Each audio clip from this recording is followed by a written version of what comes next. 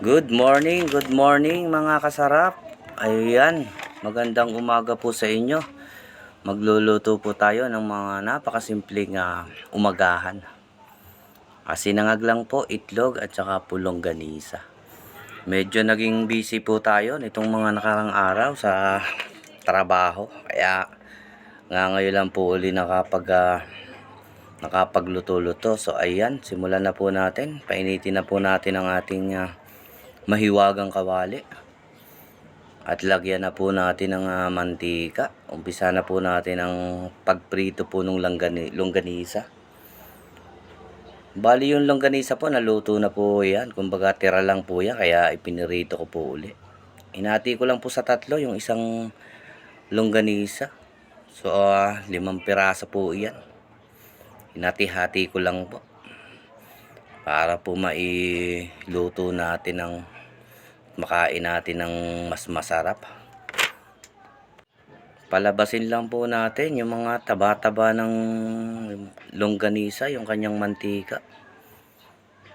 So baliktarin po natin, huwag lang po nating hayaang masunog. So continuous lang po tayo sa pagpipirito. Kumusta naman po kayo? Kumusta po yung mga nagdaang araw nyo, mga kasarap? So ayan, hanguin na po natin at okay na to. Papulahin lang ng konti, pwede na yan. Pwede na yung i-partner sa ating sinangag at saka piniritong itlog. After nyan, dyan na po rin natin iprito yung ating itlog. Lagyan lang po natin ng asin. So ako po pag nagpiprito ng itlog, binabasag ko po talaga yung pula. At ako po nalalansan kapag yung pula ng itlog ay yung malasado kung tawagin. Mas gusto ko po na luto yung pula ng itlog.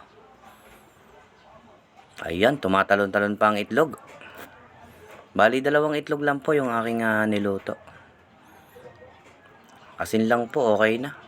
Wala na pong ibang pampalasa kundi asin lang. Kumain po lagi kayo ng itlog dahil marami pong benefits health yung ating itlog. So meron po itong mga calcium, vitamin D, phosphorus para sa ating mga buto. Meron din po itong zinc, pampaboost ng ating immune system, vitamin E, para po sa ating pagprotekta ng ating mga cells. So meron din po itong choline, para po sa ating utak and spinal cord. May vitamin A, para po sa ating mga paningin.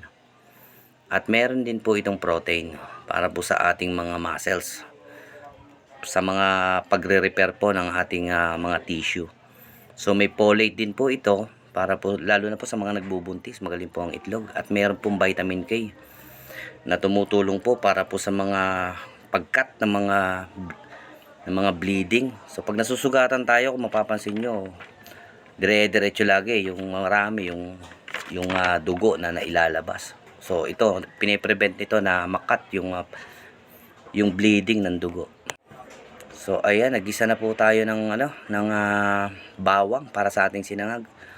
So doon pa rin po ako naggisa sa mantika na pinaglutuan natin ng itlog at longganisa para po suminip yung lasa sa ating sinangag. So i-toast lang po natin yung bawang. Mas gusto ko po kasi sa sinangag medyo sunog-sunog lang konti yung bawang. So yung pampalasa lang po natin sa sinangag napakasimpleng lang po. Asin lang po at saka bawang. So yun lang po yung talagang kumbaga basic na pagsisinangag lang ating kanin. Asin lang po at saka bawang, katalon na po yan. So ayan, nagsasangag na po tayo. So pinuhin lang po natin yung mga buo-buo, atin pong paghiwa-hiwalayin para naman po maging even yung lasa ng ating sinangag. So guys, paki-follow naman po, comment, like, and share sa ating page, sa ating mga ina-upload na video, at paki-subscribe na rin po sa aking YouTube channel, Sarap Dini Vlog. At salamat po sa mga sumuporta sa ating page. Nawa po yumabong ito at lumago para mas agresibo tayong makapag-upload ng mga maraming video or content. So ayan guys, halo-haluin lang natin. So ayan, medyo sunog na, okay na, atin ang hahanguin. So ayan na po ang ating napakasimpleng almusal at napakamasustansya. Huwag nyo lang po dadamihan ng mantika para po masustansya yung ating kinakain. Konting mantika lang po. So guys, salamat po sa inyong lahat at magandang umaga po sa inyo. So please follow, like, and share po sa ating page. At malaking tulong po ito upang lumago po ito. Good morning po sa inyong lahat at mabuhay po kayo. At ingat po kayo sa inyong mga ginagawa. God bless you guys. God bless you all. Mabuhay po tayong lahat. Thank you guys. Thank you.